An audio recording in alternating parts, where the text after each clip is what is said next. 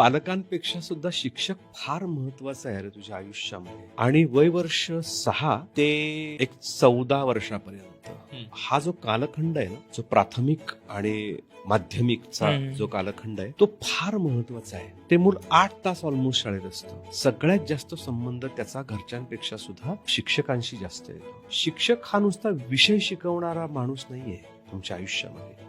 तो तुमच्या आयुष्याला रंग भरणारा माणूस आहे, तुमच्या आयुष्याला आकार देणारा माणूस आहे. माझ्या वर्गात 50 मुलं असतील, 50 मुलं एका पातळीवर नाहीये, ते कमी अधिक प्रमाणात आहेत हे मला माहिती आहे शिक्षक म्हणून. त्याच्यातले काही हुशार असतील, काही मध्यम असतील, काही ना गतीच नसेल.